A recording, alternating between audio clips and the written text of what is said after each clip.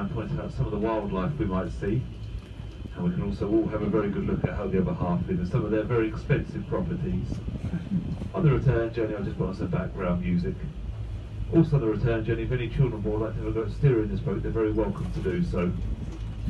And the water to my right, we have a family of swans with their cichlids.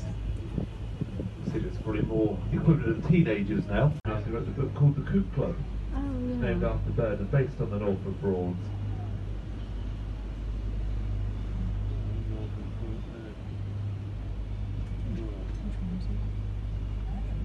But for those of you who are not entirely sure where you actually are at the moment, I can tell you that we have a river called the River Bure. This river is one of 7 that connects the Norfolk Broads together. And all the rivers combined accumulate to roughly 125 miles of navigable waters. By local artists all the way down to Griffith that she found and slowly pieced together.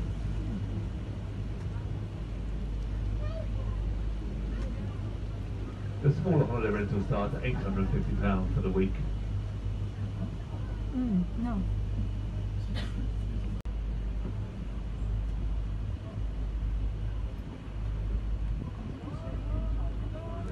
A slightly more alternative way of moving to the village is to become the local vicar. Here down the dike on the left, you'll soon see a black property with a white bench to the right of it. This house is lived in by Rev Rob. I've been often seen driving through the village in his mini convertible Cooper with a private registration Rev 1. Just in front of that white bench you'll see a small blue and white speedboat moored up, which he often takes down the water for a Sunday morning church service. And you'll see the vicar's in the garden at the moment. They have a hard day. But I'm about to pass one of the most photographed properties, this white windmill. It wasn't of fires either. A very comfortable diving underwater. They can be lost for 20 seconds whilst they're hunting for fish.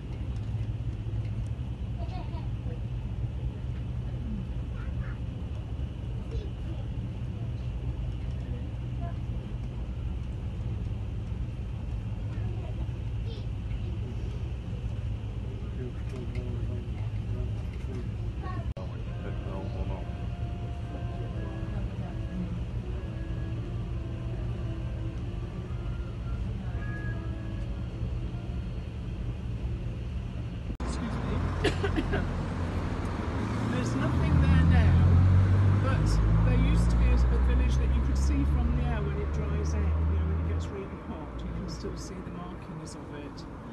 But it was a nobleman, or a thane as they were called, and this was where he lived, and his name was Laffer. And in his language the word for home is ham. Oh. So it was Laffer's ham, which over the years became Lebanon.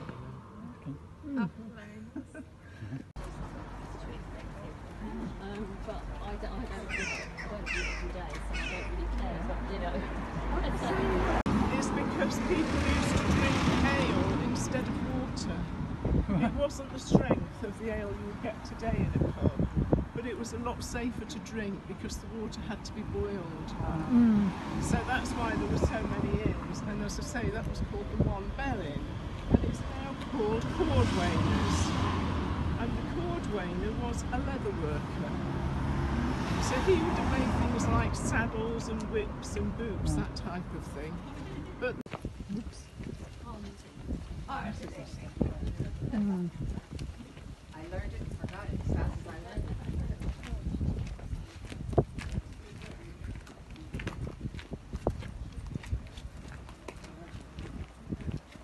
Car.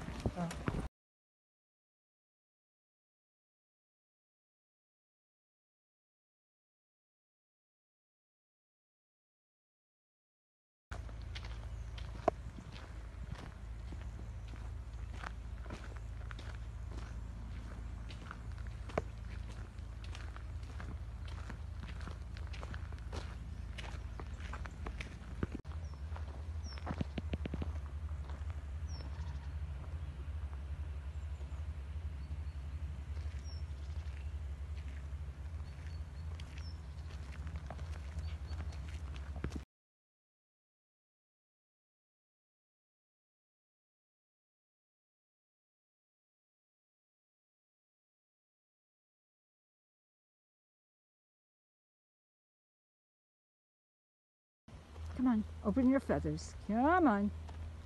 Oh, she's going to run away from me. Come on.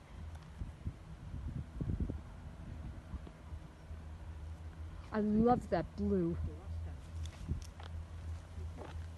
Huh?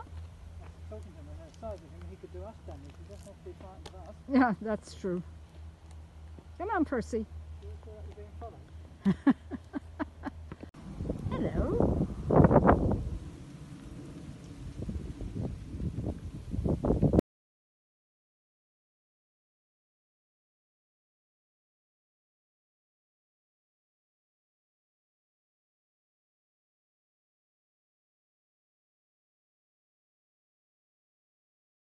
Today. My name's Nick, and together with Jess here, and Jade, who is hiding down the back somewhere. She's going to make all the magic happen. There you go, the weird studio fair down the bottom there. Okay. We are going to fly some of our birds for you. But in order to do that, we do need to ask a few things of you. So some of these birds will be flying quite low, and they will fly over your heads. Okay? Some of them may just do it anyway, and some of them we will ask to do it. And some of them, or one of them, is very, very big. Okay? So, whilst the birds are flying, if you guys can stay in your seats, that would be brilliant. Okay? If you need to move, by all means do so. But if you can try and do it when the birds are out on the big grassy bit, or whilst we swap the birds over, that would be perfect. If you absolutely have to move, have a good look around you, like you're crossing the road. Make sure that one of us isn't standing behind you waving a bit of food for a bird, because we will sneak up on you. Okay? Also, if you squeal at any point whilst the birds are flying over you, we will pick on you. Okay? Now, also, it is a little bit breezy today, and some of our birds, a couple of them are quite small. Okay, so they get blown about by the wind a little bit, so if it looks like a bird is flying straight towards you, it is. Duck. Okay. Now, here we go. So this is bramble. And bramble is, in fact guys, what's bramble? You tell me. That barn owl, there we go. Bit just small went for a by, snowy did you owl, see? good guess though. So bramble, you live in a town or a city. If you go and sit up on a street light or on someone's porch, when it gets dark, all the lights come on, and you're... Central Siberia. North Mongolia. She's my favourite. Oh, don't tell her. Come on, Woody. Woody.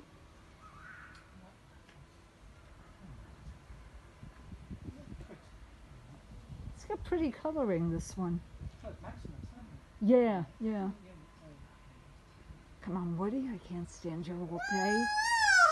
There we go. Thank you. Thank you.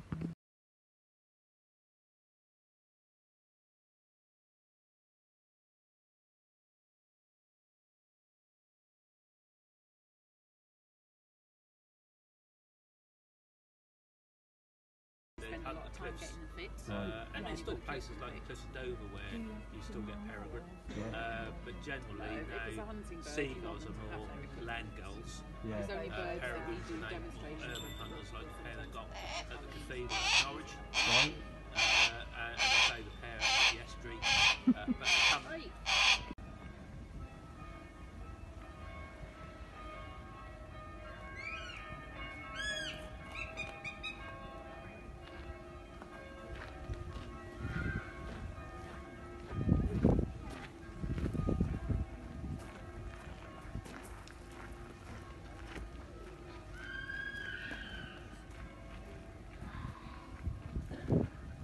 Raphael, and along with my husband Michael, we're known as Raphael Historic Falconry, and that's because we specialise in teaching people about the history of this noble and ancient art. And the best way to do that, of course, is through the flights of our birds. I wonder, husband, if you couldn't just turn the volume down a fraction, as it is bouncing rather loudly off the walls and probably knocking a few people off their seats.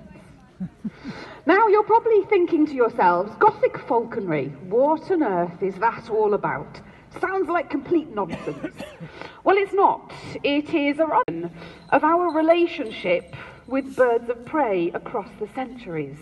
We're going to look at how humans have felt and behaved around raptors since the beginning of time. And of course, as part of that story, we look at the history of this art that brought us into close contact with raptors and enabled us to work with them.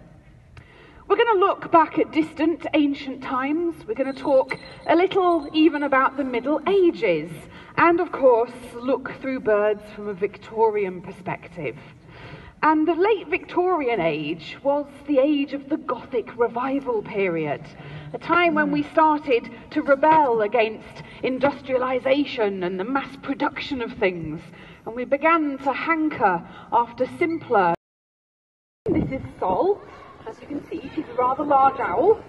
She is a European eagle owl, which is a creature today that can be found in the enormous woods and forests of the European continent. But once upon a time, this rather beautiful creature was native to the British Isles. And actually, the last recorded sighting of one of these in England was in 1896. But it is unlikely that that was a resident bird. It was probably one that had got blown over from the continent and had got lost over here. So, this bird brings us to another secretive bird of its natural habitat. Add in persecution, which is a familiar story the world over, and this giant, slow, solitary predator never really stood a chance of survival. Why were they persecuted? Well, simply because they were an owl, not even because they were a bird of prey. And generally, the 19th century was a dangerous time to be a creature with talons and hooked beak, because of course this was the age of the gamekeeper, and the Victorian gamekeeper did not discriminate. He detested all birds of prey and would shoot them in protection of his pheasant and his partridge. The biggest, slowest experienced, she's 26 years of age, believe it or not, and that might sound like she's very old. Are you thinking about it? We're working up to it. Because a bird of this size could reach 50 or 60 years. Wow. So that is something that I have to look forward to in retirement, isn't it, Sol? So, as Sol does her favourite thing and eats her dinner, I think we should give Madam a round of applause for doing some lovely gliding flights, despite the swirling wind, and despite all of the noise, which is something that owls sometimes find challenging. Especially as that's really how they hunt, more with their hearing than actually their eyesight. Been doing these shows now for quite a few years. In fact, I've been a falconer for 44 years. And the first thing you learn as a falconer is that if you want to spend time out in the field catching prey for your family, which was 18th century science, then join us for our last show at 3:15, when we'll be delving back into the darkness of the myth and the magic of the medieval times. So until then, thank you all very much for watching.